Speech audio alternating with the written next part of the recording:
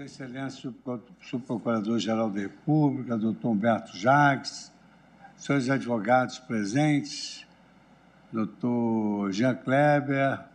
Ministro Luiz Fux, presidente do são STF. Os que aparecem aqui no vídeo. Vamos dar início à abertura da 11ª sessão ordinária do plenário do Supremo Tribunal Federal, iniciando com a leitura da ata da sessão anterior. Ata da 11ª sessão extraordinária do plenário do Supremo Tribunal Federal, realizada por videoconferência em 22 de abril de 2021. Do plenário. Presidência do senhor ministro Luiz Fux. Presentes à sessão, os senhores ministros Marco Aurélio, Gilmar Mendes, Ricardo Lewandowski, Carmen Lúcia, Dias Toffoli, Rosa Weber, Roberto Barroso, Edson Fachin, Alexandre de Moraes e Nunes Marques. Vice-procurador-geral da República, doutor Humberto Jacques de Medeiros. Abriu-se a sessão às 14h23, sendo lida e aprovada a ata da sessão anterior.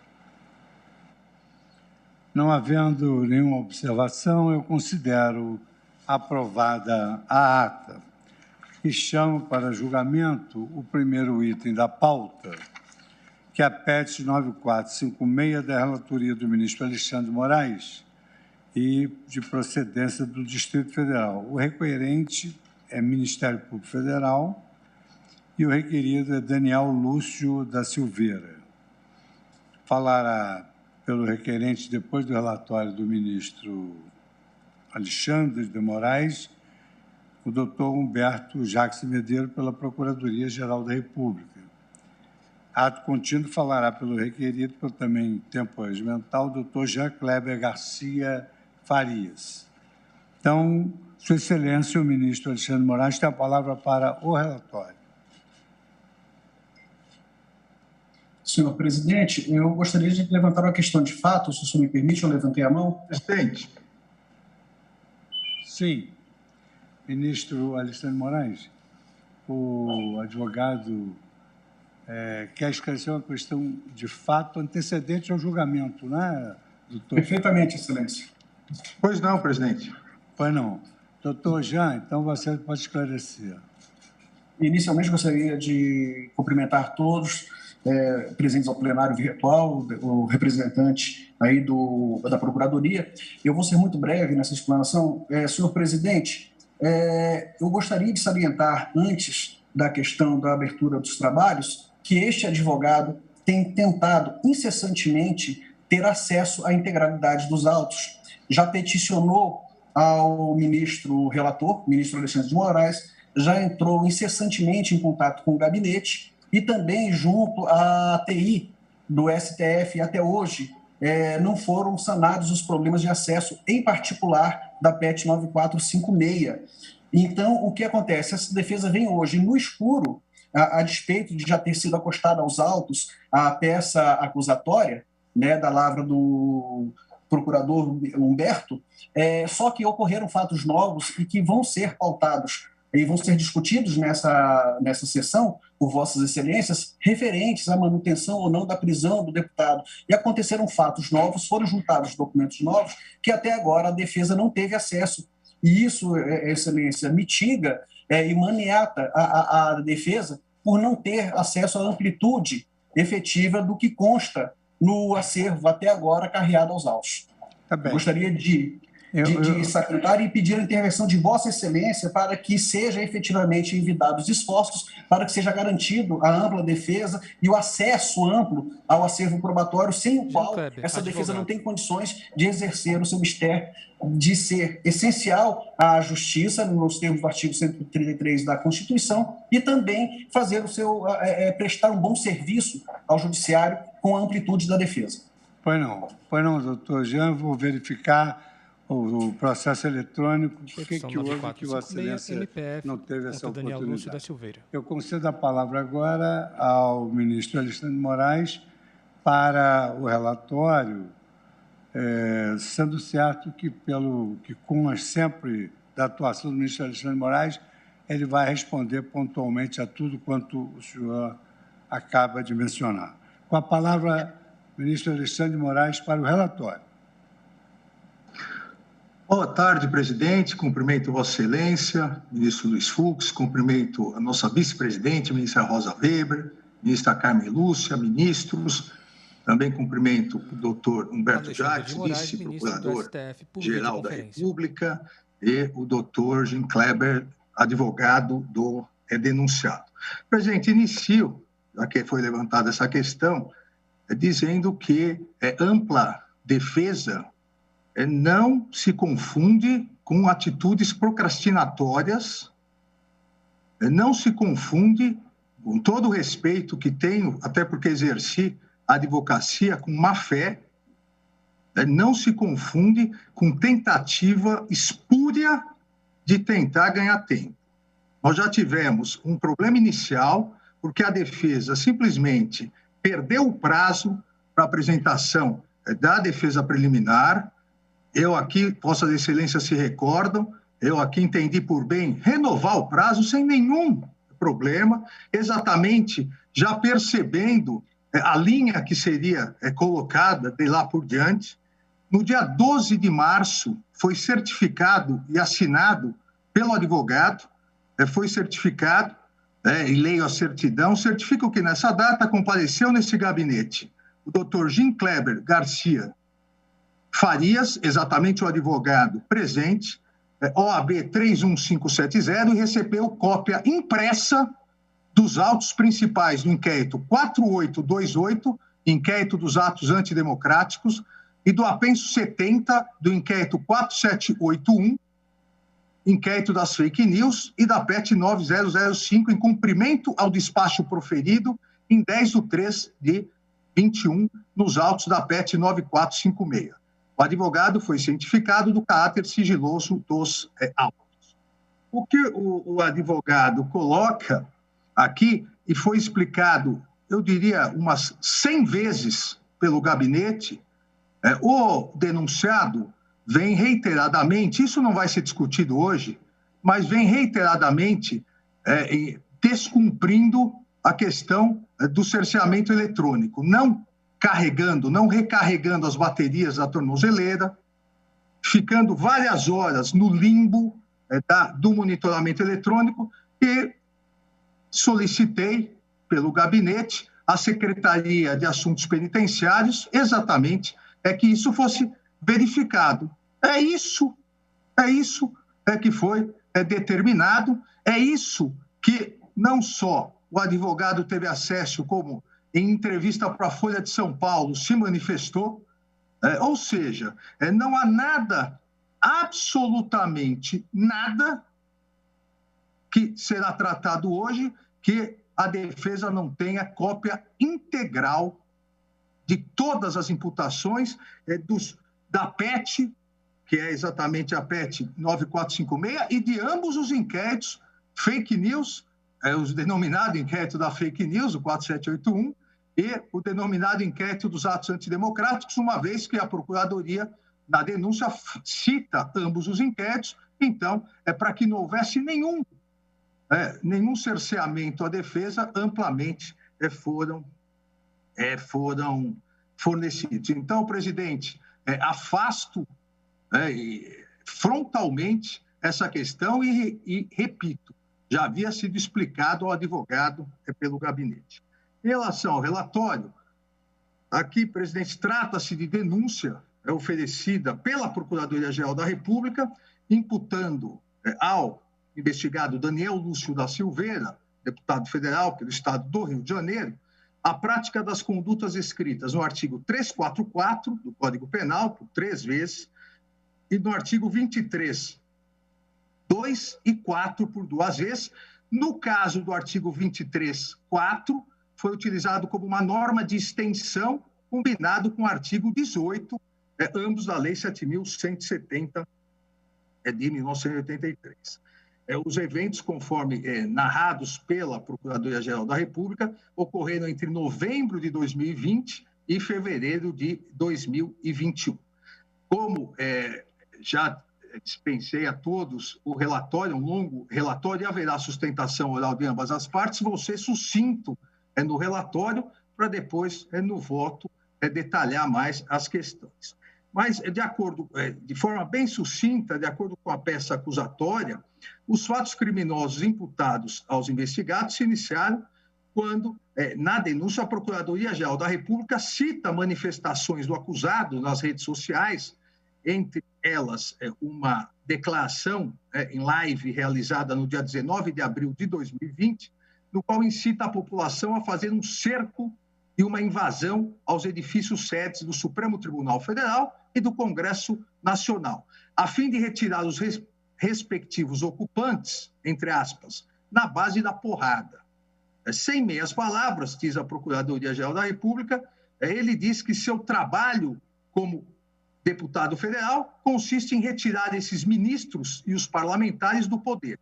Coloca-se à disposição para esse efeito e chega ao ponto de conclamar, através de um tweet, as Forças Armadas a unirem-se a esta causa, a despeito de ter dito não concordar com as ideias de intervenção militar ou ruptura da ordem política social, isso quando prestou declarações à Polícia Federal sobre os fatos.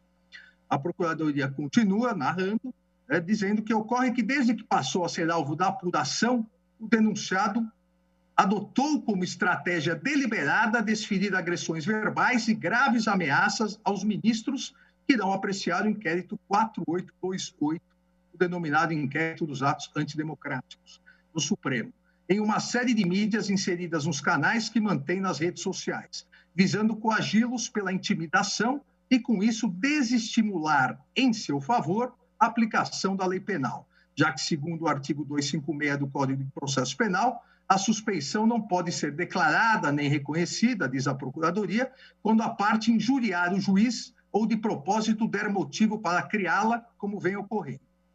E continua a denúncia, de forma resumida, que em vídeo intitulado, entre aspas, "Na ditadura você é livre, na democracia é preso", publicado no YouTube em 17 de novembro de 2020, o denunciado refere-se ao relator daquele expediente, se refere ao relator daquele expediente como advogado do PCC, escudando-se no que entende por liberdade de pensamento, instiga que, entre aspas, o povo entre dentro do STF, agarre o Alexandre de Moraes pelo colarinho e sacuda a cabeça de ovo dele e o jogue dentro de uma lixeira.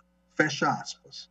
Sustenta ainda, diz a Procuradoria-Geral da República, que o ministro Roberto Barroso fraudou as eleições de 2020, que o Supremo Tribunal Federal é uma, entre aspas, associação de merda, e que os respectivos ministros são cretinos. E, a partir daqui, a Procuradoria descreve detalhadamente, minuto por minuto, as principais gravações do áudio existente e que embasaram a denúncia. Prossegue a Procuradoria, também veiculado no YouTube o vídeo, entre aspas, "Convoquei as Forças Armadas para intervir no STF", de 6 de dezembro do ano passado. O denunciado infere uma série de impropérios e xingamentos ao eminente ministro Luiz Roberto Barroso, aduz que o STF e a Justiça Eleitoral não vão mais existir, porque nós não permitiremos, xinga os ministros novamente de cretinos, marginais, escórias, lixo do judiciário, cambada de imbecil, e desafia o Supremo a buscar meios de prendê-lo, e sustenta de forma intimidatória, em tom de revide, que ele teria relatórios a apresentar que supostamente comprometeriam os ministros do tribunal. Novamente, a Procuradoria transcreve na denúncia, trecho por trecho, dessa exposição do denunciado. Na sequência, e a transcrição é longa, por isso, como disse, haverá sustentação oral, não me aterei agora a isso. No momento do voto, citarei os pontos mais relevantes. Após essa transcrição, a Procuradoria ainda continua no item 11 da denúncia, dizendo que as coações no curso do inquérito 4828 tiveram sequência com um vídeo publicado no YouTube no dia 15 de fevereiro de 2021, ao qual o acusado nomeou, entre aspas, "Fachin chora a respeito da fala do general Vilas Boas", Toma vergonha nessa maldita cara, Fachin, fecha aspas. O título faz referência à nota divulgada no dia 15 pelo ministro Edson Fachin em repúdio à revelação de que, em 2018, o general Eduardo Vilas Boas escreveu um tweet articuladamente com o alto comando do Exército, com o intuito de pressionar o Supremo a não conceder uma petição de habeas corpus. O documento, no qual auxilia a ser intolerável e inaceitável qualquer tipo de pressão jurídica sobre o Poder Judiciário, havia sido encaminhado pelo ministro Fachin à redação de um veículo de comunicação.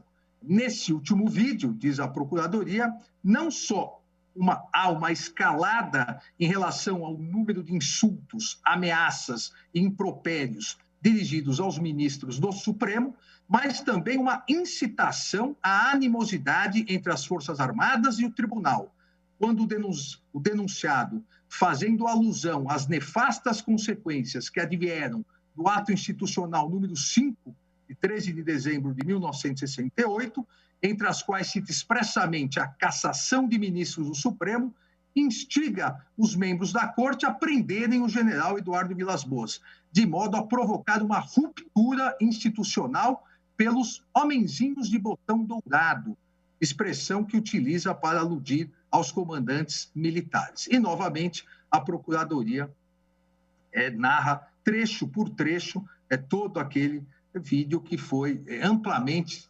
divulgado nas redes.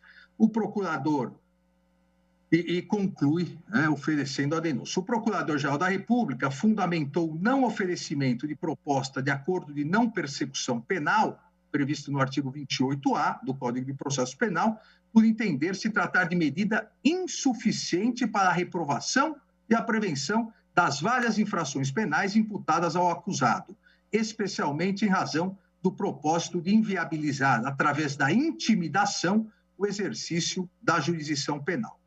O investigado Daniel Lúcio da Silveira e a sua defesa, como já me referi anteriormente, foram notificados no dia 18 de fevereiro de 2021 e não apresentaram resposta à denúncia no prazo legal. A deliberação sobre o recebimento ou rejeição da denúncia oferecida pela Procuradoria-Geral da República, imputando ao investigado as infrações penais já descritas, havia sido pautada inicialmente para 11 de março de 2021. Naquela sentada, entretanto, indiquei o adiamento do julgamento em homenagem ao princípio da ampla defesa e do contraditório, determinando a devolução do prazo de 15 dias para a apresentação da defesa preliminar e franqueando, como acabei de ler a certidão constante nos autos, acesso integral aos autos que trazem a investigação relacionada ao requerente. A defesa, então, ofereceu resposta à acusação, oportunidade na qual requereu: 1. O reconhecimento da inépcia da denúncia ante o não preenchimento dos requisitos do artigo 41 do Código de Processo Penal, ao apontar que, abre aspas, no caso em apreciação, evidentemente a extensa denúncia está vazia de demonstração objetiva dos fatos imputados, tergiversando sobre factoides registrados na rede mundial de computadores. A peça acusada não pode ser genérica. Os fatos devem ser individualizados e com características de concretude.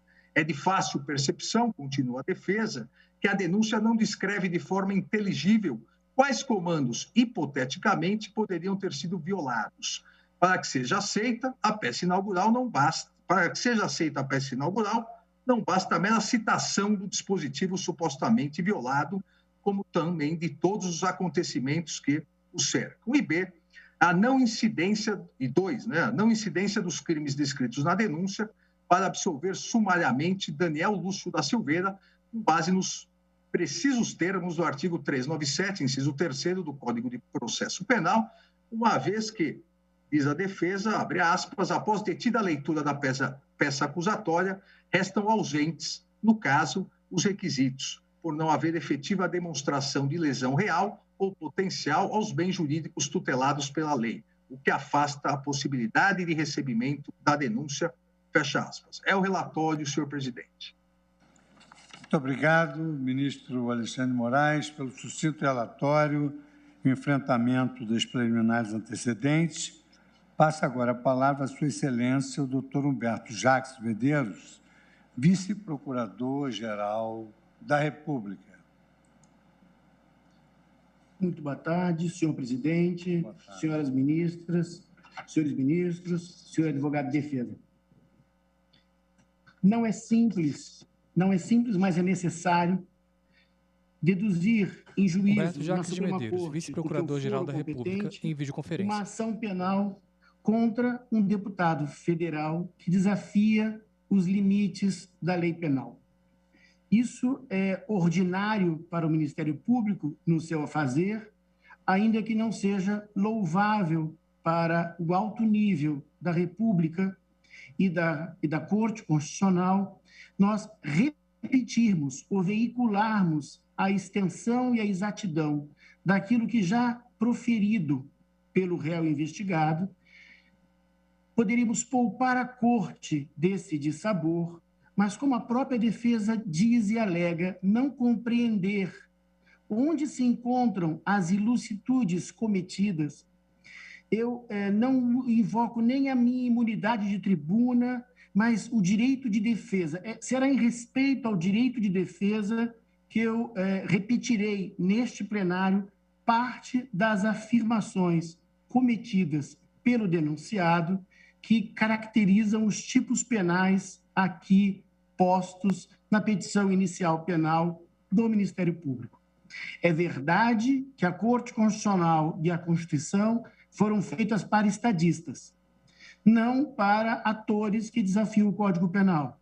Mas quando isso acontece, é necessário que o sistema jurídico responda na medida e na proporção exata, sem paixões, sem exageros, mas com a resposta correta que a lei impõe.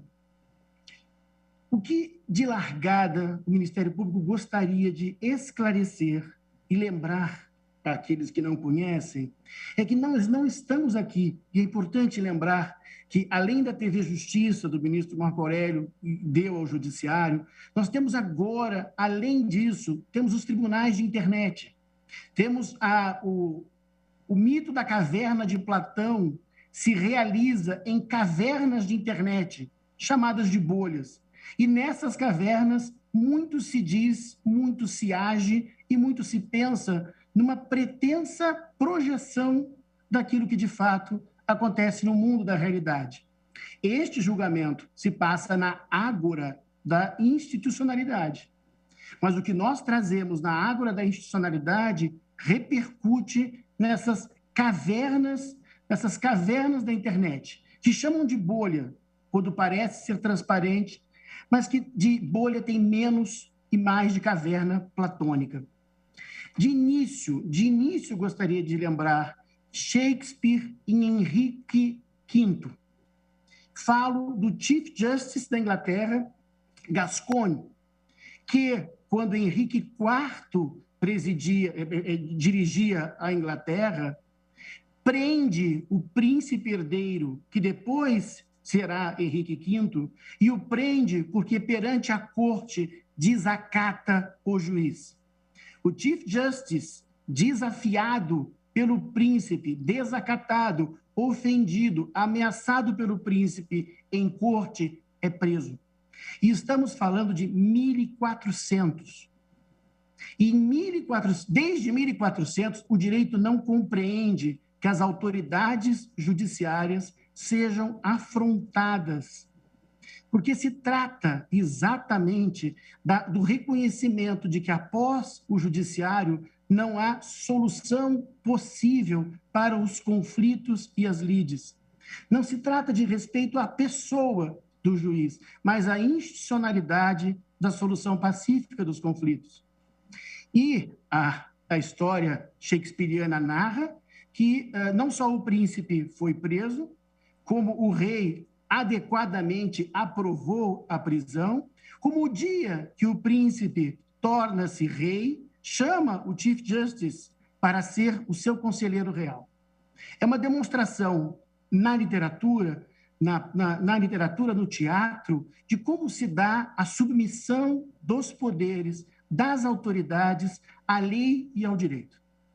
Insisto nessa alegoria shakespeariana para explicar que o crime de coação no curso do processo, que diz de usar violência ou grave ameaça para favorecer interesse próprio contra a autoridade judicial, foi a primeira máxima figura executada pelo denunciado. Não se trata aqui de lei de segurança nacional, não se trata aqui de imunidade parlamentar, de exercício de opinião em tribuna. Se trata do mais rasteiro e histórica reação humana de atentar contra aquele que lhe julga. Esse é o primeiro dos crimes, e pacifique-se aqui a discussão de que estamos a invocar uma lei antidemocrática, de que estamos invocando um intuito autoritário, que estamos perseguindo parlamentares. Aqui se está exclusivamente, de largada, de começo, tratando de coação no curso do processo. As expressões usadas, os exageros, a violência verbal, que não é expressão, é muito além de expressão, a violência verbal se dirigiu nos termos do artigo 344. Nesta violência verbal, nesses absolutos excessos típicos da caverna da anomia da internet, transpostos para o espaço da ágora democrática, da institucionalidade, esses opróbios, esses impropérios típicos da caverna, quando trazidos para a ágora e colocados na expressão, partindo da boca de um deputado federal, veiculado em excesso por redes de comunicação de internet e sociais, isso se propaga num espaço em que chegamos, então, a ver a incitação da animosidade entre a Corte Constitucional e as Forças Armadas.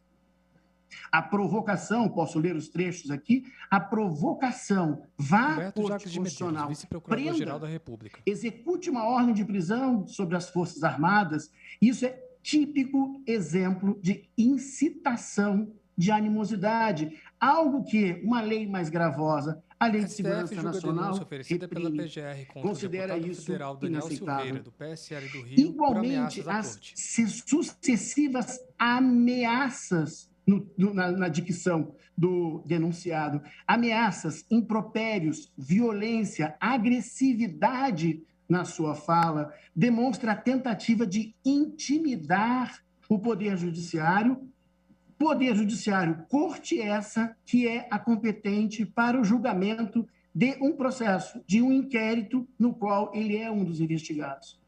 Não há aqui um conflito entre poderes. O que temos aqui é um cidadão que, pela maravilha da democracia, ascende na mobilidade social brasileira ao posto de agente de Estado, mas que desconhece os limites do comportamento ético e jurídico das pessoas no seio de uma democracia. E traz da caverna da internet comportamentos, expressões, excessos, violência verbal, ira na palavra, desejo de supressão do adversário, exclusão do destinatário da divergência, toda essa carga que, pelos canais democráticos da internet, permite que alguém se eleja, não pode permitir que na arena democrática, na ágora democrática, que fora do espaço anômico da internet, seja tolerado todo e qualquer comportamento violento dirigido ao juiz competente no processo a seu respeito. Distorcer-se isso para transformar em imunidade é ignorar que não existe campo para irresponsabilidade absoluta no campo político. Mesmo o herdeiro do trono da Inglaterra, onde o rei era irresponsável, respondia por ofender a um juiz. Há um nível de civilidade na democracia que compreende o diálogo com os adversários, e não a supressão dos adversários. Os termos contidos, as ofensas colocadas, indicam não apenas o atingimento da honra, algo para o qual não houve representação e por que o Ministério Público não se move aqui, mas há ataque, há agressão direta e indireta, há ressentimento, há desconfiança, há insulto, há intolerância, há supressão, o desejo verbalizado explícito da supressão do adversário, de invalidar a existência, prender, surrar, fechar, todos os verbos colocados pelo denunciado demonstram uma incivilidade inaceitável entre um réu e a sua corte. Não se trata aqui de opinião, de ideia, de programa partidário. Se trata de depreciação, de violência verbal. E a violência verbal é exatamente a violência que está no 344. Usar de violência a fim de favorecer interesse próprio contra a autoridade. Intimidar o seu julgador, ameaçar o seu julgador é e sempre foi uma conduta absolutamente reprovável, independentemente da filiação ideológica, das propostas constitucionais ou inovadoras para o plano político que um parlamentar possa trazer em seu mandato. Não é isso que se trata aqui. Não é disso que se trata. E esses excessos, é importante que se diga, envolvem risco. Não estamos, o Ministério Público aqui, ao trazer limites a serem conhecidos e postos, não estamos apenas... É doloroso atingir governos contra a liberdade de expressão quando ela existe. Mas aqui é um limite muito grave. Esta corte já sofreu atentados a partir de provocações de internet. Não se trata aqui de algo hipotético, algo imaginário, é algo factível. Esta onda de ódio por algoritmos polarizadores que fazem com que pessoas ganhem votos neste campo e se projetem na arena da igualdade, na arena democrática, com uma pretensão de exclusão, com a pretensão de retirada, de eliminação do contraposto, é o limite que foi gravemente STF julga a denúncia oferecida pela PGR contra o deputado federal Daniel Silveira, do PSL do Rio de Janeiro, por ameaças à corte. Pelo cargo que ocupa, a responsabilidade de não ultrapassar os limites da estabilidade democrática do país. A democracia é um valor elevado que merece todo o apreço. Os fatos estão suficientemente demonstrados com a materialidade de gravações juntadas aos autos. Não se nega nem a materialidade, nem a autoria em todas as peças de defesa. O recebimento da denúncia é apenas para que se possa iniciar o processamento e que todas as hipóteses defensivas e as teses jurídicas que poderiam socorrer este caso sejam ponderadas ao longo de um devido processo legal. Mas o que o Ministério Público pede no dia de hoje é o recebimento da denúncia para que essa corte processe os excessos cometidos, processe os abusos cometidos, como na Inglaterra de 1400 se processaram. Apenas para que esse limite que foi transposto na convivência infeliz entre o mundo anômico da caverna da internet com o mundo democrático, tolerante e dialógico da vida democrática, solidária no século XXI, seja balizado, uma vez que este fenômeno, este é um caso de muitos outros que temos visto tornar-se frequente na nossa democracia, tolerante e respeitosa com todos, mas nem sempre tolerada ou respeitada por todos. Por esses motivos, é que o Ministério Público reafirma o teor da sua denúncia, por entender que em todas as expressões vazadas no discurso, na fala, nos filmes do denunciado, está presente violência verbal excessiva, imoderada, voltada contra a autoridade judicial competente em seus processos, o que caracteriza o 344 do Código Penal. E, ao mesmo tempo, tenta, por ameaças, impedir que o judiciário funcione adequadamente, o que seria o artigo 18 da Lei de Segurança Nacional. E, por fim, incitar a animosidade entre o Supremo Tribunal Federal e as Forças Armadas numa imprudente e irresponsável compreensão de como se dá o jogo de forças em um Estado constitucional. Por esses motivos é que o Ministério Público pugna pelo recebimento da denúncia na tarde de hoje. Muito obrigado. Muito obrigado, senhor procurador, doutor Humberto Jacques de Medeiros, ministro Luiz Fux, presidente do STF. Brilhante sustentação oral, principalmente em prol dos valores democráticos. E agora concedo a palavra ao doutor Jean Kleber Garcia Farias. Petição 9456, MPF Daniel Lúcio da Silveira. Ligar o som, doutor, por gentileza. De novo, senhor presidente Luiz Fux, recebam meus cumprimentos, por favor. Senhora ministra Rosa Weber, vice-presidente, vice-procurador da República Humberto Jacques, ministro Alexandre de Moraes, Farias, advogado, em especial o ministro Marco Aurélio, de quem sou profundo admirador pela submissão à letra constitucional, se divorciando de qualquer questão pessoal ao distribuir e garantir a efetiva aplicação da Constituição. Antes de adentrar no mérito da causa, eu gostaria de esclarecer ao ministro relator, em particular, que esta defesa absolutamente usa de meios escusos, obtusos ou de qualquer manobra espúria na condução do processo. Quando me pauto pela lei, me pauto pelo devido e escorreito cumprimento dos ditames da liturgia processual penal, e tenho por hábito usar de meios procrastinatórios. Tenho tanto interesse quanto todos os brasileiros no deslinde dessa situação, para que venha às claras e, se houver que ser impingida alguma punição ao meu constituinte, que assim o seja, mas que jamais o juiz-estado confunda a figura do advogado com a figura do seu constituinte.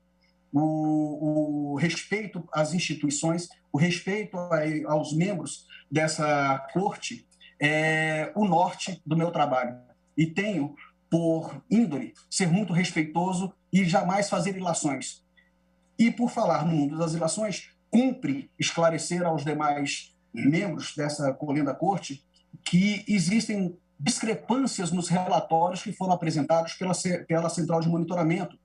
Por isso, a defesa não pode afirmar com a veemência draconiana do ministro relator de que o deputado federal que está preso domiciliarmente vem reiteradamente descumprindo qualquer determinação legal. E discordo veementemente de que isso aconteça. Quem está no dia a dia sabe das intempéries dos sistemas e das falhas dos equipamentos eletrônicos. Diante dessa situação, vou falar a Vossas Excelências que já expliquei no preâmbulo da minha peça de que não houve efetivamente um erro, uma perda de prazo, e esse advogado ele não pede favores às cortes e nem aos juízes. Ele simplesmente pede para que seja aplicada a lei como efetivamente deve ser. Esse processo, ele trata de um vídeo que foi veiculado próximo ao fim do Carnaval e faz referência a fato anterior, de novembro. E não foram juntados aos autos, até hoje, os relatórios das perícias que foram solicitadas em decorrência da prisão do deputado Daniel Lúcio da Silveira e os inquéritos 4878 e o outro também, que é citado, não foram encerrados. Então, nós estamos trabalhando com uma insegurança jurídica em que nós estamos julgando um procedimento, estamos prestes a abrir um procedimento penal sem que haja um relatório final da autoridade policial, que é efetivamente competente para dirimir as questões, se houve ou não fato. A impressão dele, embora que não vincule o nobre vice-procurador da República, é o informativo, é a pessoa que está efetivamente equidistante dessa situação e fazendo o serviço de investigar, de apurar, produzir um relatório para formar a opinião delicti para o procurador, para o Ministério Público. E eu percebo que não existe, por parte do ministro relator, a equidistância necessária necessária a todo julgador em relação à condição de vítima, de condutor do inquérito e também aquele que vai julgar. Isso me parece que caminha por um solo bastante perigoso. E na fala do ministro Marco Aurélio, nós estamos vivendo tempos estranhos, tempos sombrios. E mais, nós não temos, assim, o deslinde de uma investigação. Foi incluído na peça acusatória fato que ainda não foi relatado pela autoridade policial. E quando eu falei que não tive acesso mais aos autos, eu não falo anterior à data que me foi franqueado e foi fornecida a cópia integral dos autos, mas eu me refiro, sim, ao que foi juntado posteriormente. Em relação à acusação, como eu fui também bastante claro na minha peça impugnativa, em relação ao recebimento, ela fala exatamente de fato vinculado no dia 17 de novembro, 6 de dezembro e, por último, 15 de fevereiro. E tem aí uma questão da ficção da obstrução da justiça.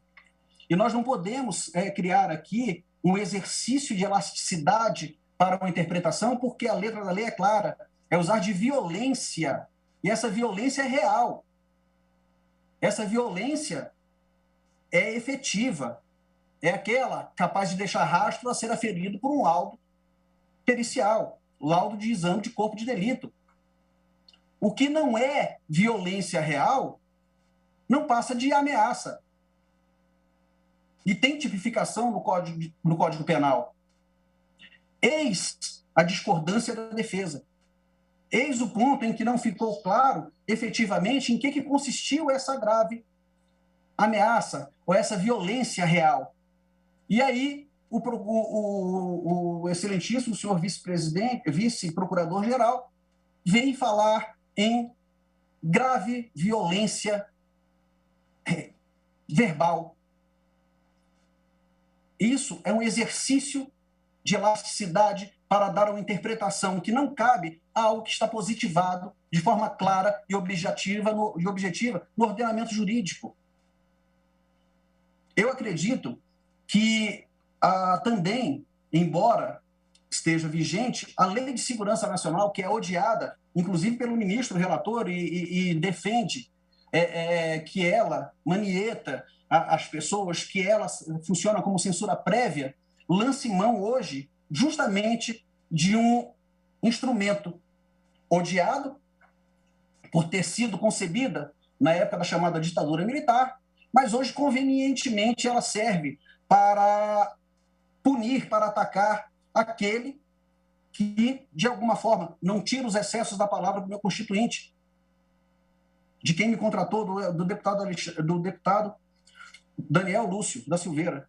Mas os excessos têm que ser apurados de acordo com o que está positivado na lei, com o que está vigente, e não com o que é extraído de um exercício de elasticidade para poder tatuar uma gravidade que efetivamente não existe.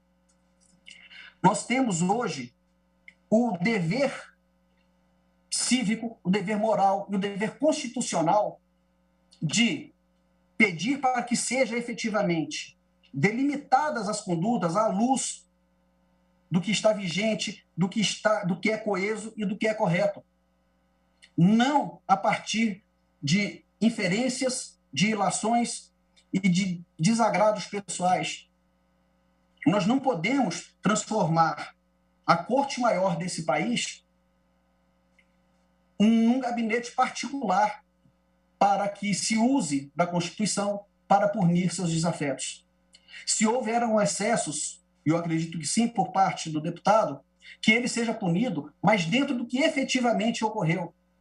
Não se lançando mão de uma lei odiosa, de uma lei que efetivamente não foi recepcionada e está prestes a ser enterrada efetivamente com a prolação de uma nova lei de segurança nacional que esteja moderna e que esteja atualizada com o momento que nós vivemos. Os despauterios, os xingamentos se atingiram, não atingiram o Supremo, atingiram seus membros, e não a pessoa do presidente. Então, nós teríamos, em tese, um crime contra a honra. e deveria ser apurado dentro das balizas legais e não com a amplitude com que se busca.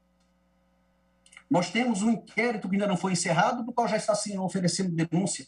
Nós temos fatos que ainda estão em apuração, do qual já se foi oferecida a denúncia. Então, pede a defesa, e eu tenho certeza que Vossas Excelências tiveram acesso à peça impugnativa, de que rejeitem a denúncia. E que, com as ressalvas do artigo 18, se houverem fatos novos e fatos efetivos, que voltem com uma nova denúncia, com a nova tipificação, essa sim, dentro das balizas, e divorciada dos inconformismos pessoais, dos revanchismos pessoais, que nós percebemos diante da fala de alguns dos componentes dessa egrégia corte. E como bem diz o ministro Gilmar Mendes, o Supremo é maior que seus componentes. E justamente pelo Supremo ser maior que os seus componentes, é que todos os ministros devem render reverências à Constituição e dar uma interpretação escorreita ao que está na letra da lei.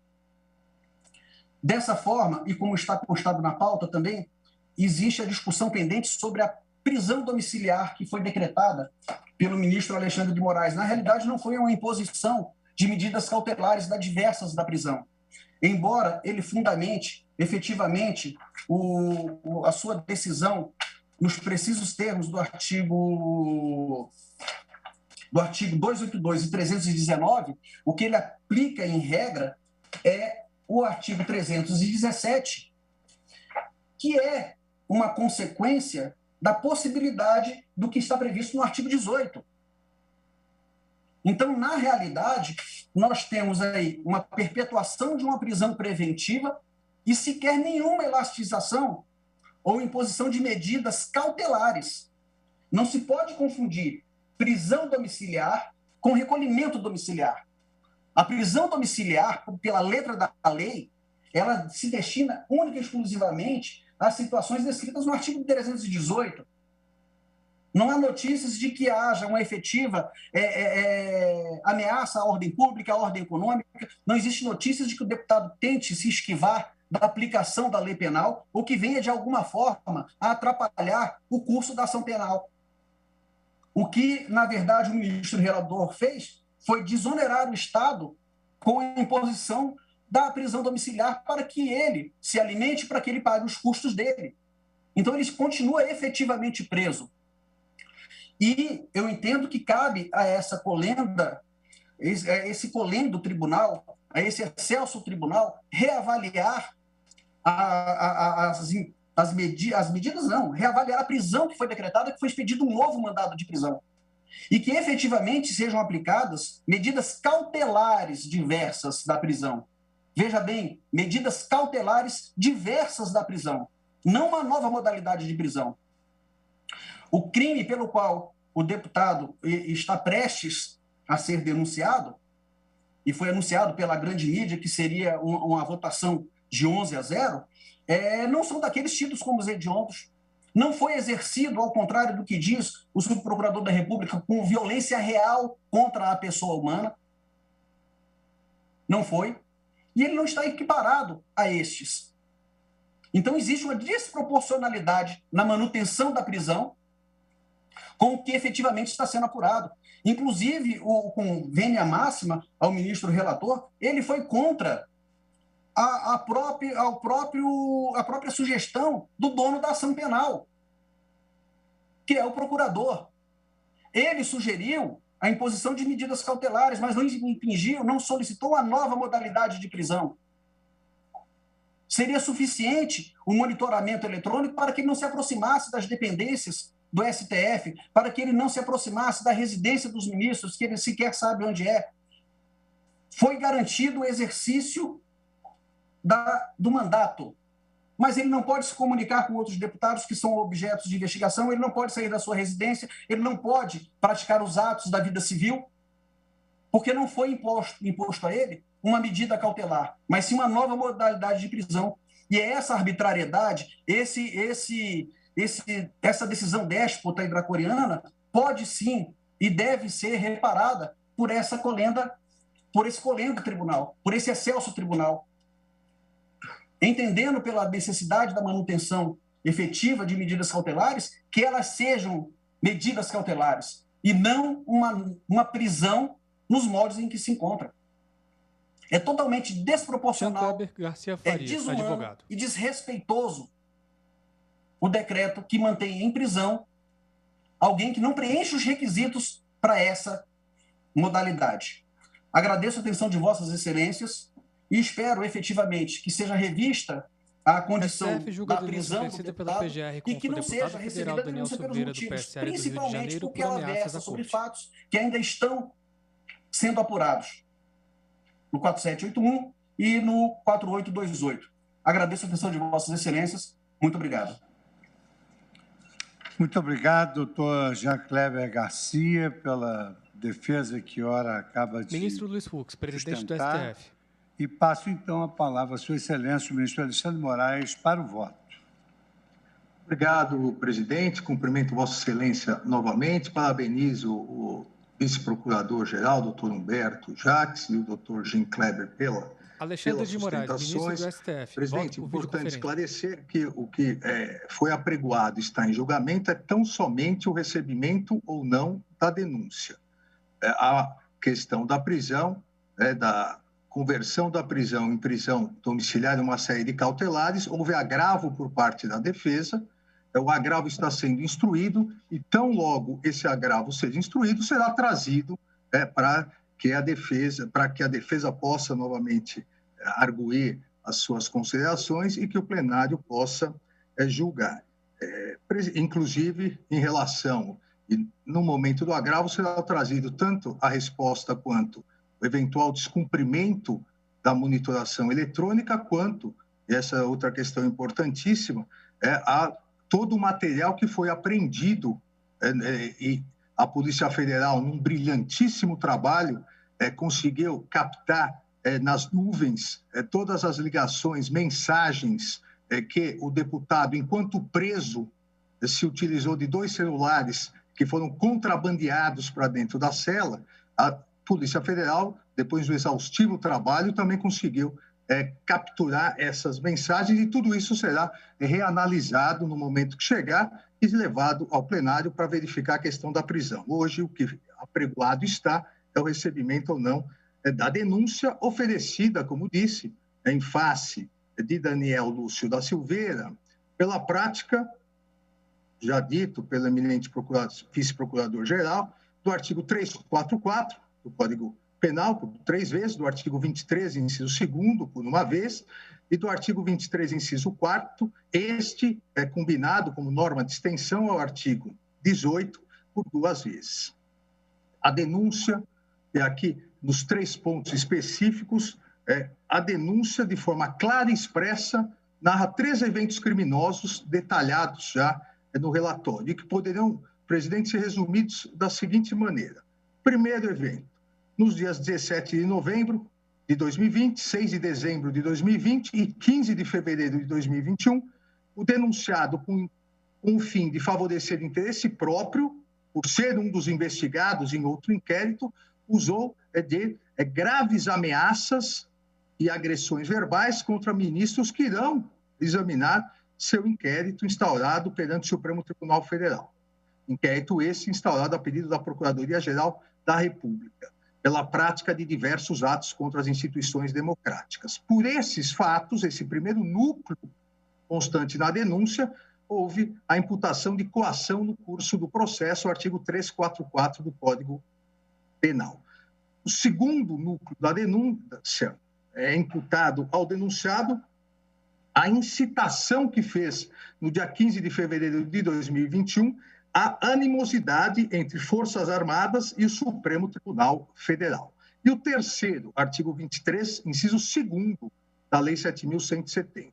E o terceiro núcleo da denúncia, também a incitação feita pelo denunciado nos dias 17 de novembro de 2020 e 15 de fevereiro de 2021, é incitar a prática do crime de tentar impedir o emprego de violência ou grave ameaça o livre exercício de qualquer dos poderes da União ou dos Estados, especialmente aqui, como denunciado, contra o Poder Judiciário. Nesse terceiro núcleo, o Procurador-Geral da República utilizou-se da norma de extensão do artigo 23.4 para imputar o artigo 18. O artigo 18 prevê o crime de tentativa de impedir o livre exercício dos poderes, e com a norma de extensão nós temos a tipificação de incitar essa tentativa, e que foi exatamente a imputação feita pela Procuradoria-Geral da República. Ministro, bebe água.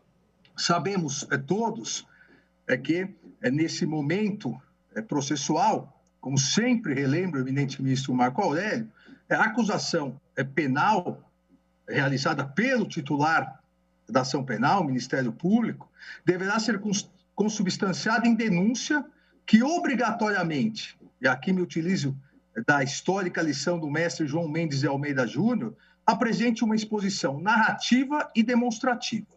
Narrativa porque a denúncia deve revelar o fato com todas as suas circunstâncias, ou seja, não só a ação transitiva, como a pessoa que a praticou, os meios que empregou, o malefício que produziu, os motivos que o determinaram, o lugar onde a praticou e o tempo praticado. E deve ser também demonstrativa, ao ponto de escrever o corpo de delito, indicar as razões de convicção e apresentar o rol de testemunhas. Também nesse presente momento processual, portanto, deve ser verificado desde logo se a denúncia oferecida pela Procuradoria-Geral da República contém a exposição do fato criminoso, com todas as suas circunstâncias, a qualificação do acusado, a classificação do crime e, quando necessário, o rol de testemunha. Cito inúmeros precedentes da Corte em recebimentos de denúncia. Da mesma forma, além da presença dos requisitos do artigo 41 do Código de Processo Penal, deve estar presente a necessária justa causa para a ação penal. Artigo 395, inciso 3º do Código de Processo Penal. Analisada a partir, a meu ver, dos 3 componentes da justa causa: tipicidade, punibilidade e viabilidade da ação penal. De maneira a garantir a presença de um suporte probatório mínimo a indicar a legitimidade da imputação, sendo traduzida na existência no inquérito policial, peças de informação que instruem a denúncia, de elementos sérios e idôneos que demonstrem a materialidade do crime e os indícios razoáveis de autoria. Cumpre, portanto, a partir desse momento processual, analisar as teses suscitadas pela defesa. A primeira delas, a existência de inépcia da inicial. Afasto essa alegação. Estão previstos todos os elementos e os requisitos do artigo 41 do Código de Processo Penal. Não procede a alegação da defesa de que a peça acusatória carece de estrutura objetiva das condutas típicas, deixaria de indicar forma clara, precisa, a inicial expôs de forma compreensiva todos os requisitos exigidos. Foi coerente a exposição dos fatos, permite a leitura da denúncia, permite ao acusado a compreensão da imputação e, consequentemente, o pleno exercício do direito de defesa, como é exigido na Corte nesse momento. É possível depreender-se nitidamente da denúncia que os fatos delituosos imputados ao acusado foram praticados entre novembro de 2020 e fevereiro de 2021, por meio de várias publicações videofonográficas nas plataformas digitais, em especial no YouTube. E isso é narrado de forma clara, precisa, no dia 17 de novembro de 2020, 6 de dezembro de 2020, 15 de fevereiro de 2021, o acusado, com o fim de favorecer interesse próprio, usou de agressões verbais e graves ameaças contra ministros, como disse a Procuradoria, e expôs na denúncia que irão examinar inquérito instaurado perante essa Corte. E aponta, entre outras passagens, que o Supremo, abre aspas, o Supremo Tribunal Federal e a Justiça Eleitoral não vão mais existir porque nós não permitiremos, além de proferir inúmeros xingamentos que eu já me referi e me abstenho de repeti-los no momento. Também, de forma clara, precisa, no dia 15 de fevereiro de 2021, A denúncia aponta, permitindo, e irá permitir, se a denúncia recebida for o pleno exercício da ampla defesa, aponta que o acusado incitou a animosidade entre as Forças Armadas e a Corte, ao fazer alusão, inclusive, às nefastas consequências que advieram do ato institucional número 5, de 13 de dezembro de 68, citando vários momentos, e transcrevo, presidente, no voto, todos esses momentos, se necessário for, depois posso lê-los, mas como já distribuí o voto anteriormente, prefiro ser sintético, mas fazendo alusão às nefastas consequências que advieram do AI-5 e ameaçando de cassação dos ministros, instigando de cassação dos ministros, instigando a população a ingressar no Supremo Tribunal Federal e bater nos ministros, tirar os ministros do cargo, instigando a Corte instigando, na verdade, as Forças Armadas contra a Corte, instigando a Corte a prender o ex-comandante-geral do Exército e mostrando que a sua finalidade era exatamente o próprio dizer do denunciado, provocar uma ruptura institucional pelos, entre aspas, homenzinhos de botão dourado. A expressão que se utiliza o denunciado para se referir aos comandantes militares. Também no dia 17 de novembro de 2020, 15 de fevereiro de 2021, da mesma forma, de forma clara, precisa, e obviamente compete à Procuradoria-Geral da República, a partir da materialidade, indícios de autoria, comprovar em juízo, mas de forma clara e transparente, que o acusado incitou a tentativa de impedir o emprego de violência ou grave ameaça, e a imputação aqui é na grave ameaça, o livre exercício do Poder Judiciário, ao instigar, repito, entre aspas, que o povo entre dentro do STF, agarre o Alexandre de Moraes pelo colarinho dele, sacuda a cabeça de ovo dele e o jogue dentro de uma lixeira, ao se referir ao eminente ministro Fachin, por várias vezes, já te imaginei levando uma surra, com quantas vezes eu imaginei você e todos os integrantes dessa corte aí, quantas vezes eu imaginei você na rua levando uma surra e incitando o cidadão, abre aspas. Então, qualquer cidadão que conjecturar uma surra bem dada nessa sua cara, um gato morto até miar, de preferência após cada refeição. Então, são todos os fatos imputados de forma clara e objetiva. Assim fica evidenciado, a meu ver, que o discurso acusatório permitirá ao denunciado a total compreensão das imputações contra ele formuladas. Por conseguinte, garantirá o pleno exercício do contraditório e da ampla defesa.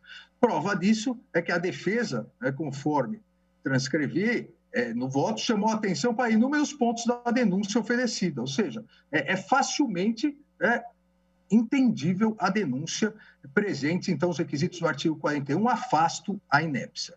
Da mesma forma, afasto a alegação da ausência de justa causa para ação penal. Estão presentes justa causa para ação penal.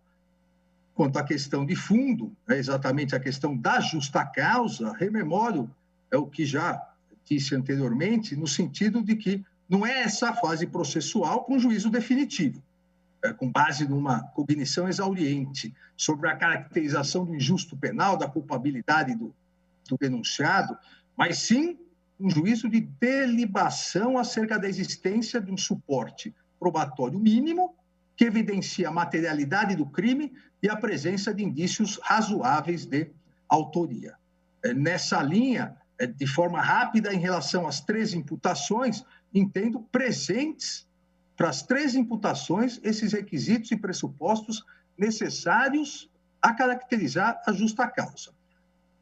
No primeiro ponto, a acusação de incitar a animosidade entre as Forças Armadas ou entre estas e as classes sociais ou as instituições civis, Alexandre de Moraes, no caso ministro do STF. Entre as Forças Armadas e o Poder Judiciário, artigo 23, inciso 2, a imputação, a denúncia, igualmente descreveu detalhadamente as condutas do denunciado que teriam tipificado a infração penal. vai detalhadamente no voto, ressalvo o item 12 da denúncia, que faz uma introdução e depois, ponto a ponto, vai dizendo da questão do AI-5, da questão dos homenzinhos de botão dourado, da necessidade de cassação dos ministros do Supremo Tribunal Federal, um trecho transcrito da própria gravação do vídeo no YouTube do denunciado que fala, se referindo a um ministro da corte, fala: você lembra do AI-5, você lembra, eu sei que você lembra, o ato institucional número 5, de um total de 17 atos institucionais, você lembra, você era militante lá do PT, Partido Comunista, você era da Aliança Comunista do Brasil, militante idiotizado, lobotimizado, vagabundo. Me desculpe, ministro, se eu estou um pouquinho alterado, diz o denunciado. Realmente eu estou. Por várias e várias vezes, já te imaginei levando uma surra. Com quantas vezes eu imaginei você e todos os integrantes dessa corte? Quantas vezes eu imaginei você na rua levando uma surra? Então, aí, repete, então qualquer cidadão que conjecturar uma surra bem dada nessa sua cara com gato morto, até miar de preferência após cada refeição. Continua uma série de ofensas, de ameaças, para chegar à conclusão da necessidade de uma ditadura e de caçar, fechar o Supremo Tribunal Federal e caçar o Supremo Tribunal Federal a partir dessa animosidade entre as Forças Armadas e o Supremo. E diz, abre aspas, é porque ele tem as razões dele, lá em 64, na verdade em 35, quando eles perceberam uma manobra comunista de vagabundos da estirpe.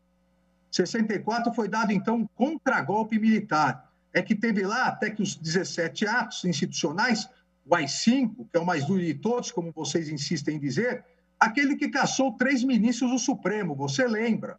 Foi uma depuração, um recadinho muito claro. Se fizer besteirinha, a gente volta.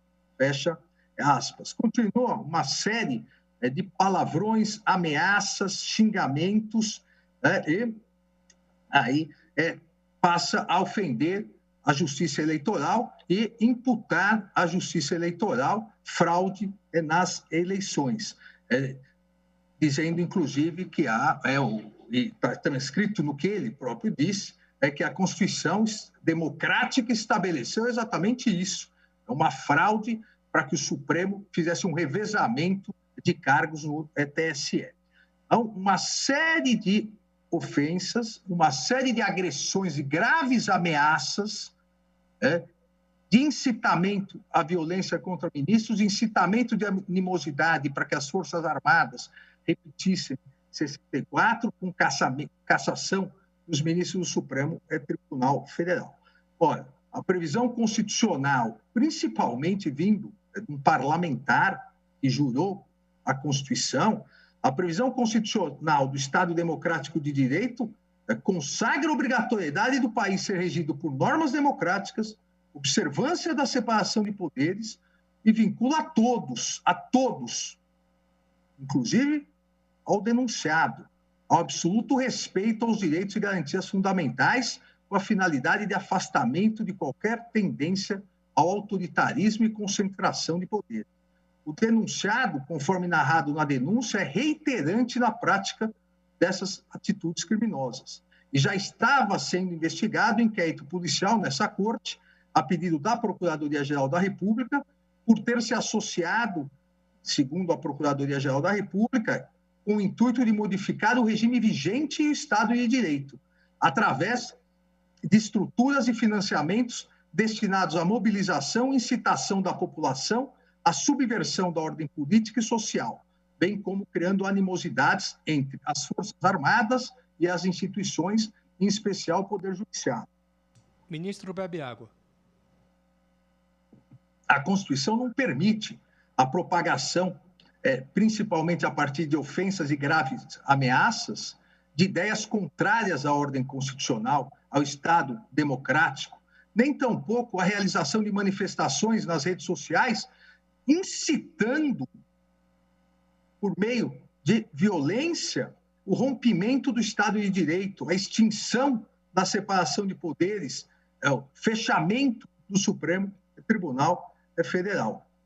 Diversamente, nesse tópico do que é alegado pela defesa, isso é importante sempre salientar, em defesa da liberdade de expressão não se confunde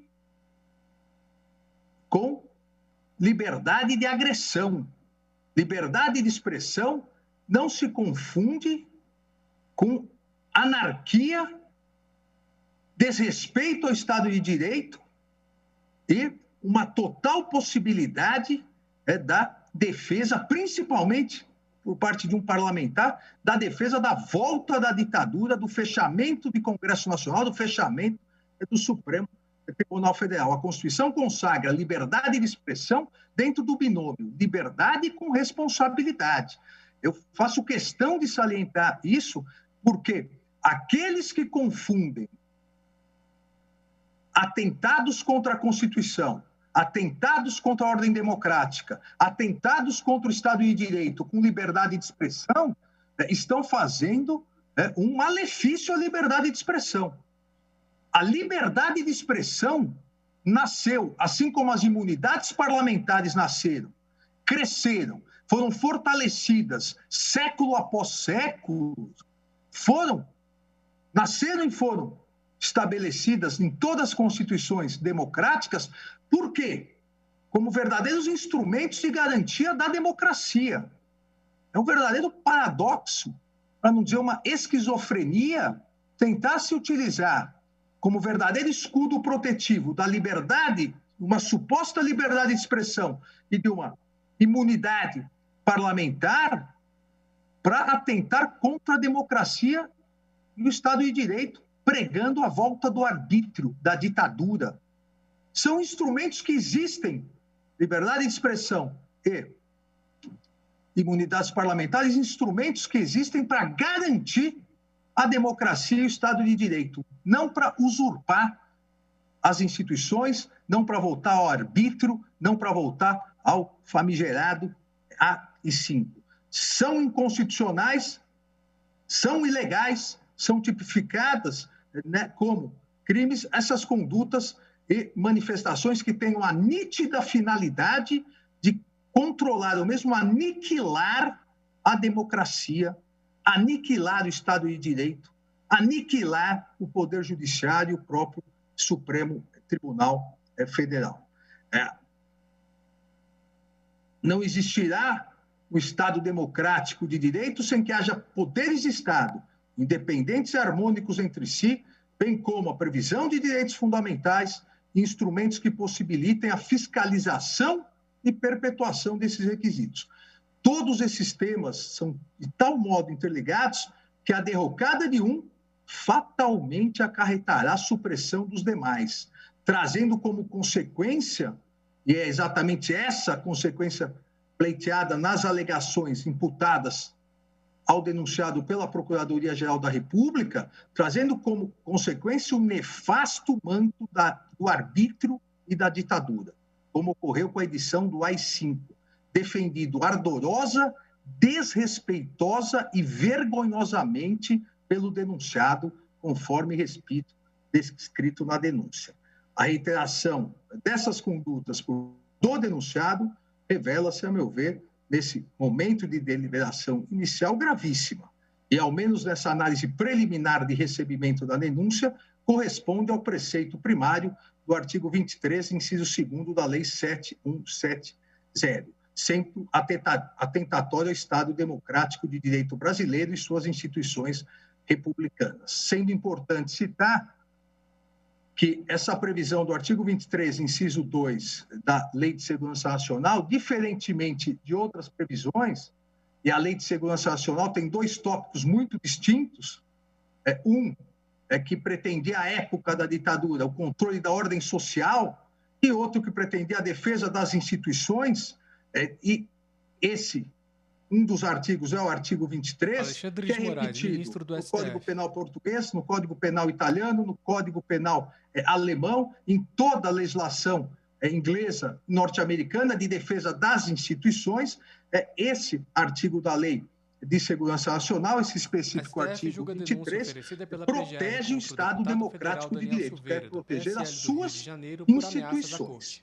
Então, me parece aqui que, no momento em que o denunciado pretendeu incitar a animosidade entre as Forças Armadas e a Suprema Corte do país, ao fazer, inclusive, alusão ao AI-5, além de instigar a prisão de um ex-comandante-geral do Exército, para que houvesse uma ruptura institucional, repito, pelos, entre aspas, homenzinhos do botão dourado, a denúncia, o fato típico, ele está presente. A denúncia, portanto, deve ser recebida contra Daniel Lúcio da Silveira pela prática prevista no artigo 23, inciso 2º, da Lei 7.170, em razão dos fatos narrados. O segundo ponto o segundo núcleo da denúncia, a segunda imputação... Ministro bebe água. É exatamente incitar a prática do crime de tentar impedir, com emprego de violência ou grave ameaça, o livre exercício de qualquer dos poderes da União ou dos Estados. Muitos dos trechos já narrados se confundem ao mesmo tempo incitar animosidade e incitar aqui, com grave ameaça, o livre exercício de qualquer dos poderes da União. De idêntica maneira, presidente, para não ser repetitivo, em relação à imputação anterior, a denúncia descreve minuciosamente as condutas do denunciado que teriam tipificado a infração penal. Descreve minuciosamente, principalmente no vídeo intitulado "Na ditadura você..." Veja o título do vídeo postado por um parlamentar cuja missão é defender a própria Constituição, a democracia. Na ditadura você é livre, na democracia é preso.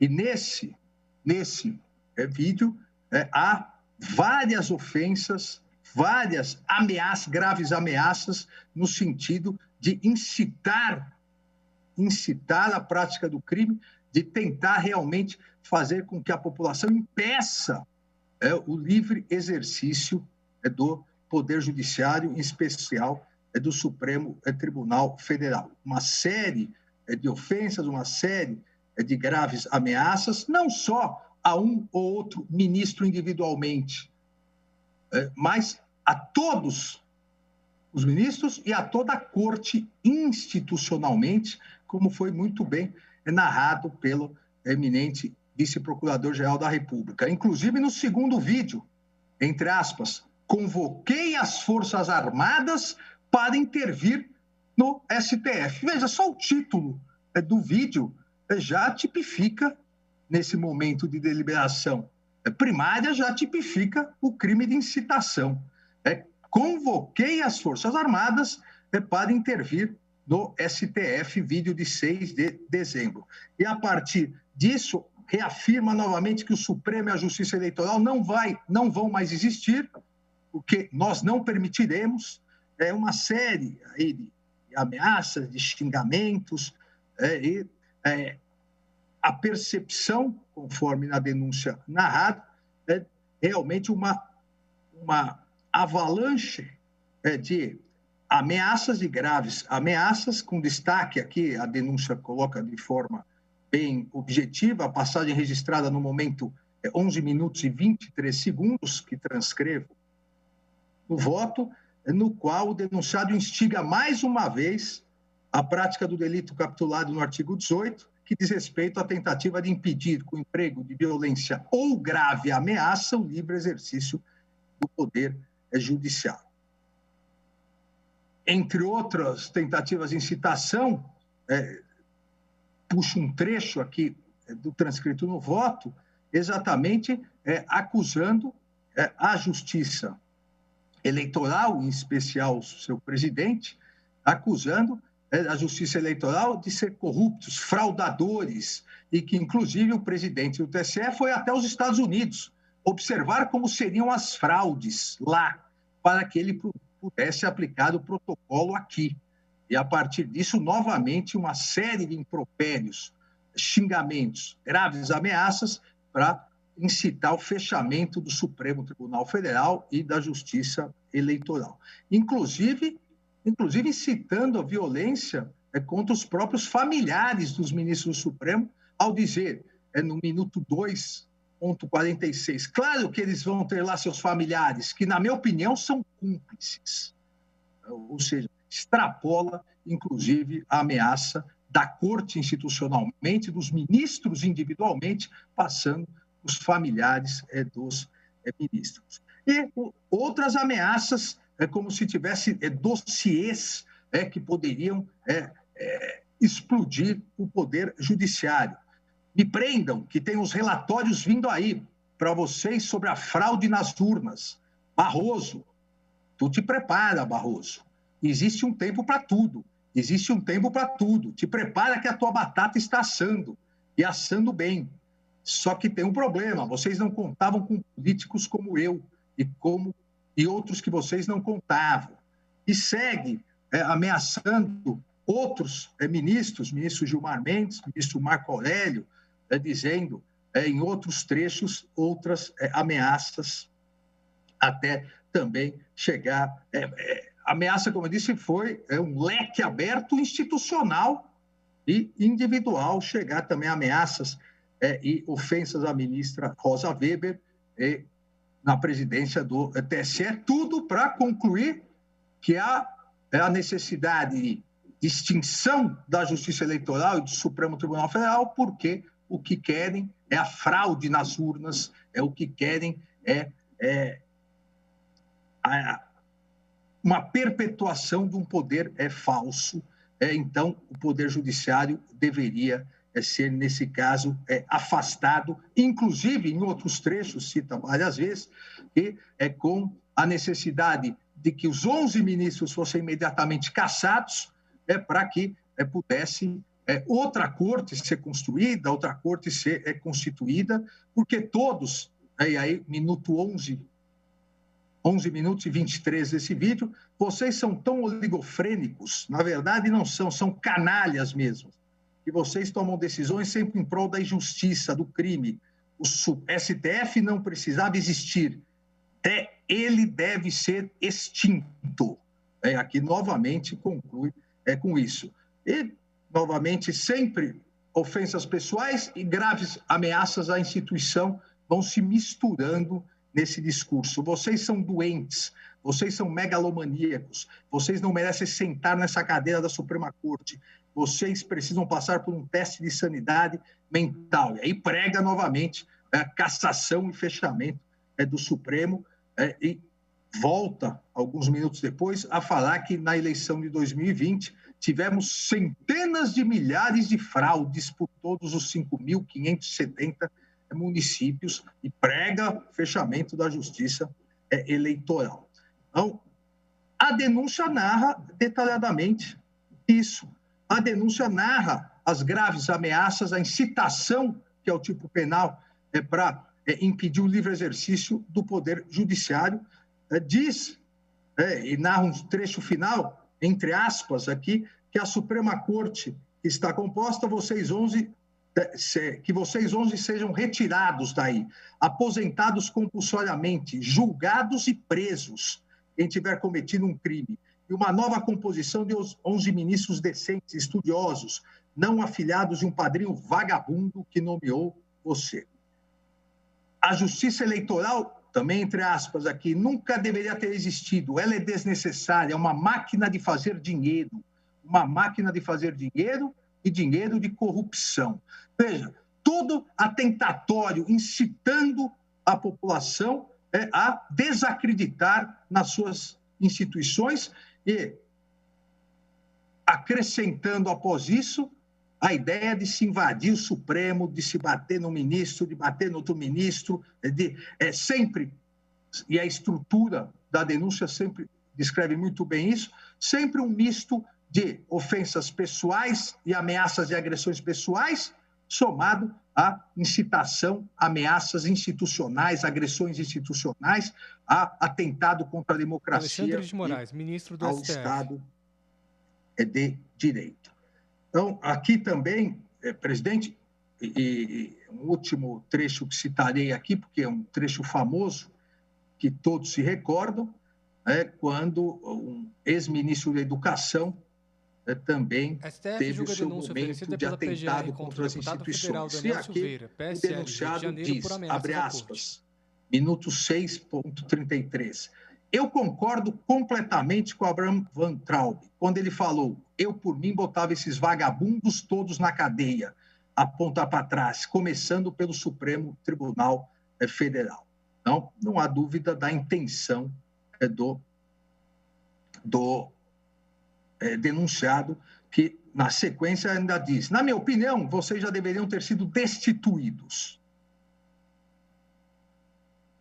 Assim, presidente, em relação a esse segundo núcleo, as manifestações do denunciado, não tenho dúvida nesse momento, por meio das redes sociais, atingem não só a honorabilidade e constituem ameaça ilegal e grave à segurança dos ministros do Supremo Tribunal Federal, e não é disso que estamos tratando, não houve denúncia em relação a isso, mas constitui também isso, como se revestem de claro intuito visando a impedir, a incitar a tentativa de impedir o exercício da judicatura, notadamente a independência do Poder Judiciário e a manutenção do Estado democrático de direito. Dessa forma, voto também no sentido do recebimento da denúncia quanto ao crime previsto no artigo 23.4, por 2 vezes, em razão dos fatos ocorridos no dia 17 de novembro de 2020 e no dia 15 de fevereiro de 2021, que são os 2 vídeos juntados aos autos.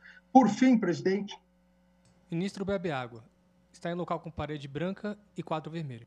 A coação no curso do processo, artigo 344 do Código de Processo Penal. Também a Procuradoria-Geral da República imputa a Daniel Lúcio da Silveira a prática do artigo 344 por 3 vezes, em razão de fatos ocorridos no dia 17 de novembro de 2020, 6 de dezembro de 2020 e 15 de fevereiro de 2021. Sempre dentro, e aqui vou também ser sintético, porque já a estrutura da denúncia demonstra isso, sempre dentro daquelas agressões pessoais, graves ameaças pessoais e graves ameaças institucionais ao Estado de Direito e à democracia. E ameaças pessoais, ameaças institucionais. E essas ameaças pessoais, essas graves ofensas e graves ameaças, inclusive de violência física, essas graves ameaças foram traduzidas na denúncia como coação no curso do processo. Artigo 344. Usar de grave ameaça com o fim de favorecer interesse próprio contra a autoridade, parte ou qualquer outra pessoa que funciona ou é chamada a intervir em processo judicial, policial ou administrativo ou em juízo arbitral, e aqui, no caso, ao inquérito policial, inquérito no Supremo. O crime em análise, inserido dentro dos crimes contra a administração pública, protege a probidade da função judicial.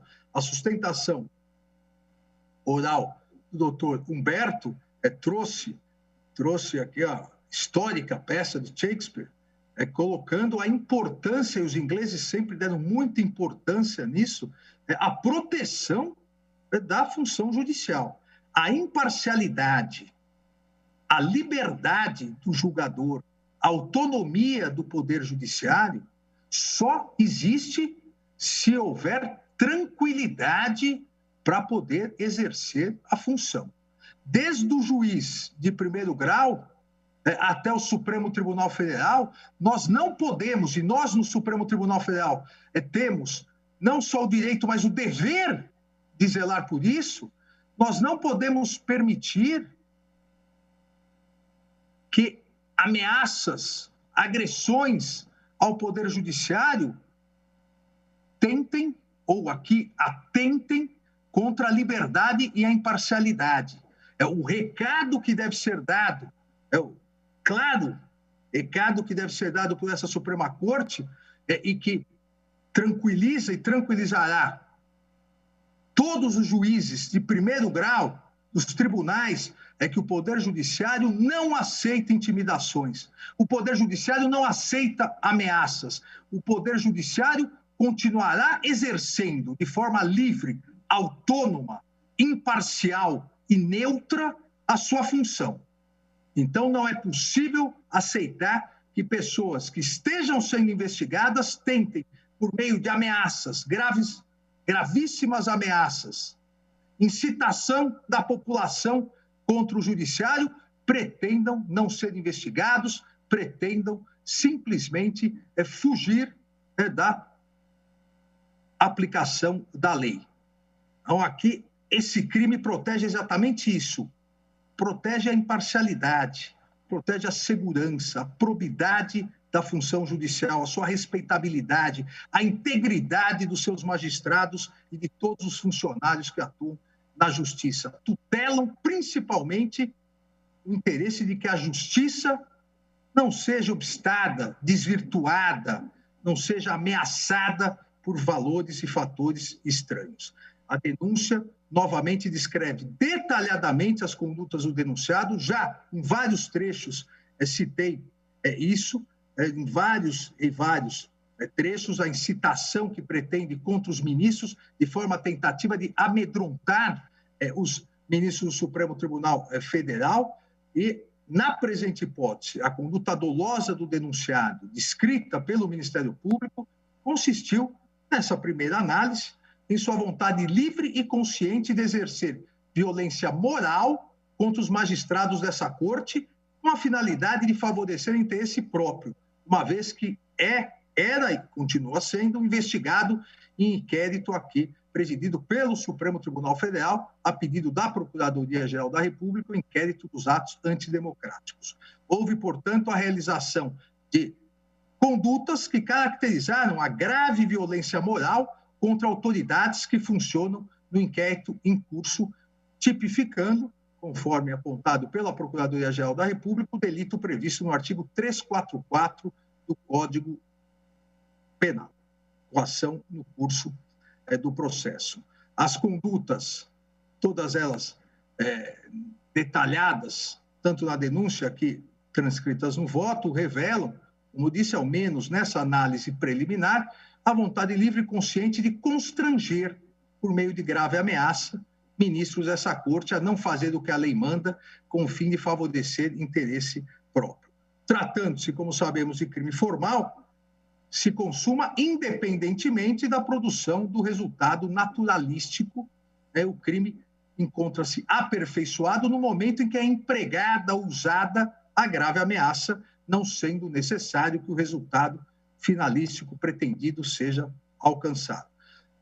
Portanto, presidente, aqui também entendo deva ser recebida a denúncia contra o Daniel Lúcio da Silveira quanto à imputação pelo artigo 344 do Código Penal por 3 vezes, em razão de fatos ocorridos nos dias 17 de novembro de 2020, 6 de dezembro de 2020 e 15 de fevereiro denúncia oferecida pela PGR contra o deputado federal Daniel Silveira, presidente, Rio de Janeiro, por ameaças há um tópico no meu voto, mas não, só farei uma menção a ele,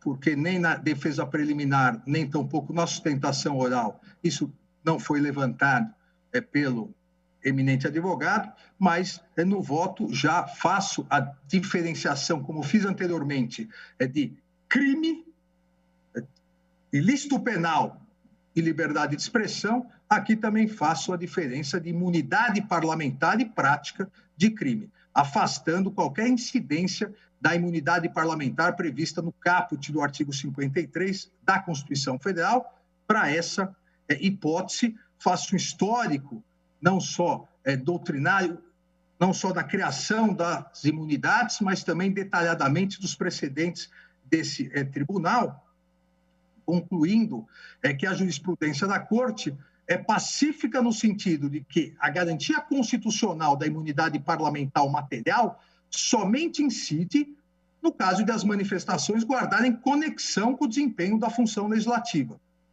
ou que sejam proferidas em razão desta, não sendo possível utilizá-la como verdadeiro escudo protetivo da prática de atividades ilícitas, portanto, não incidindo de forma alguma na presente hipótese.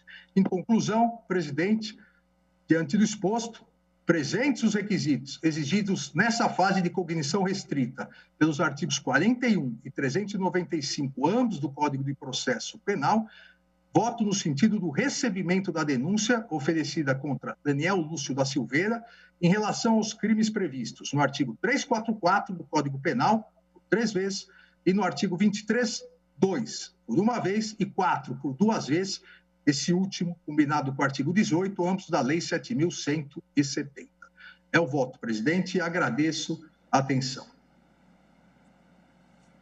Ministro Alexandre, apenas para efeitos de proclamação do resultado posterior, eu pergunto a Vossa Excelência que você recebe a denúncia e mantém as medidas cautelares já fixadas. Presidente, em relação às medidas cautelares, como eu disse, houve um agravo, esse agravo será trazido a plenário no momento adequado. Tá bom. Ainda está na Procuradoria para parecer. Tá bem. Bom, então pergunto aos eminentes pares. Há divergência? Não, ministro Marco Aurélio, por gentileza. Embora não pareça, presidente, a fase é uma fase embrionária e diz respeito ao recebimento ou não da denúncia. Marco Aurélio, ministro do STF, por videoconferência. Para dar-se a oportunidade ao Estado acusador de provar o que é articulado da denúncia, a tendência, desde que atenda os aspectos formais, desde que se atenda à materialidade e a indícios de autoria, é o Petição 9456, MPF Daniel Lúcio da Silveira. É o que eu faço neste momento. Sem me pronunciar quanto à classificação dos fatos, relegando essa matéria para decisão quanto à ação penal, e sem me pronunciar novamente quanto aos parâmetros da acusação, que apenas desgastam quando repetidos, e não somos marqueteiros do deputado, apenas desgastam a própria corte. Surge um problema mais sério, a meu ver.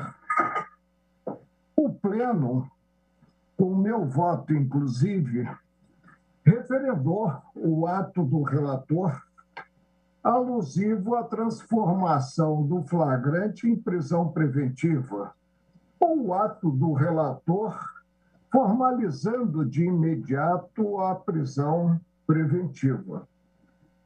Esse ato foi afastado por Sua Excelência e, em substituição a ele, implementou-se, muito embora mantido o mandato de deputado federal, diversas cautelares.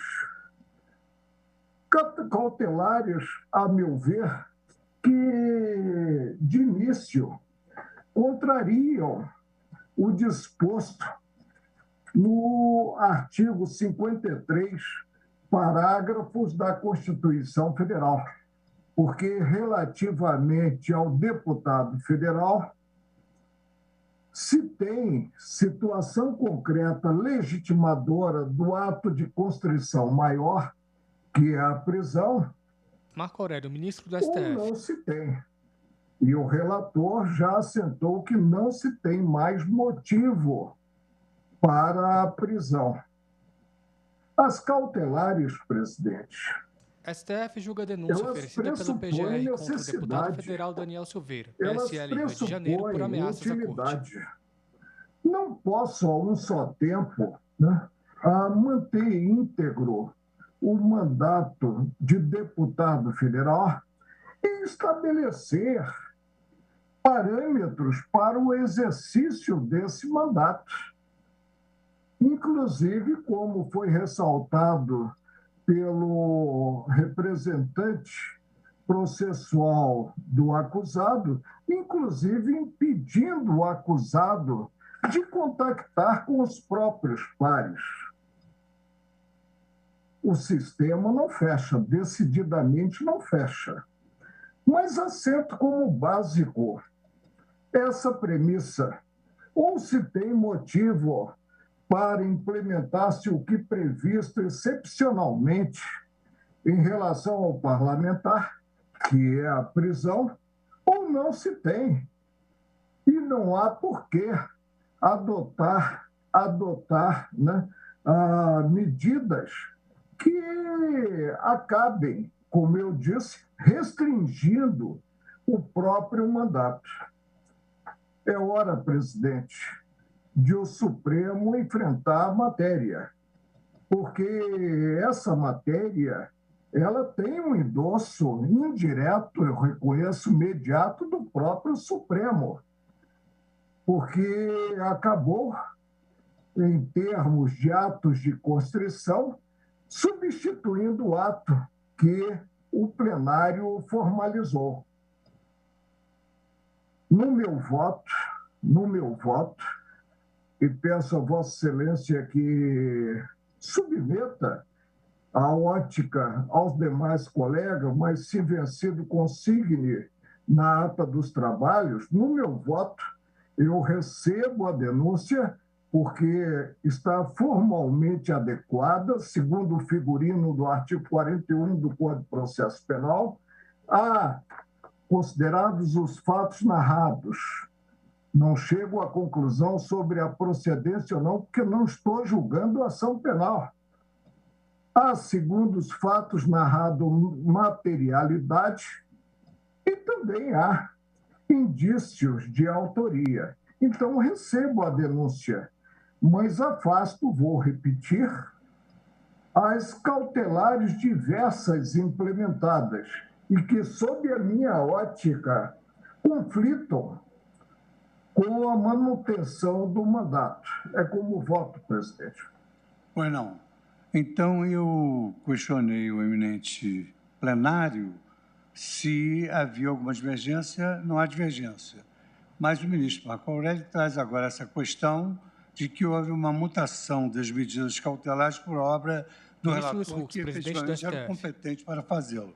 Eu pergunto também ao plenário a divergência contra os cautelares que o ministro Alexandre de Moraes, como relator, implementou, não havendo proclamado resultado. A Corte, por unanimidade, recebeu a denúncia e referendou as medidas cautelares que o relator implementou no curso do feito, vencido o eminente ministro Marco Aurélio, que as entendia incompatíveis com o exercício do mandato. Só nessa parte, traduzir com fidelidade, ministro Marco Aurélio, traduzir com fidelidade a sua observação? Absoluta fidelidade, presidente. O mais ficará nas notas de gravadas. Está ótimo. Está bem. Então, proclamado o resultado, e diante do horário, nós temos o processo sobre a propriedade industrial, e é um processo que nós temos 15 amici curiae, fora as partes. E temos que dar oportunidade ao relator para relatar. Vamos ouvir as sustentações orais, depois o relator, se der tempo, ainda proferirá o seu voto, que é longo, mas muito bem fundamentado, ainda no dia de hoje. Então, eu suspendo a sessão pelo tempo regimental, quando então retornaremos com o feito de número 2 da pauta, que é da relatoria de Sua Excelência, o ministro Dias Toffoli. Obrigado. Boa tarde. Tem uma voz, né? É uma voz ao fundo. Então, eu declaro suspensa a sessão pelo tempo regimental. Muito obrigado a todos.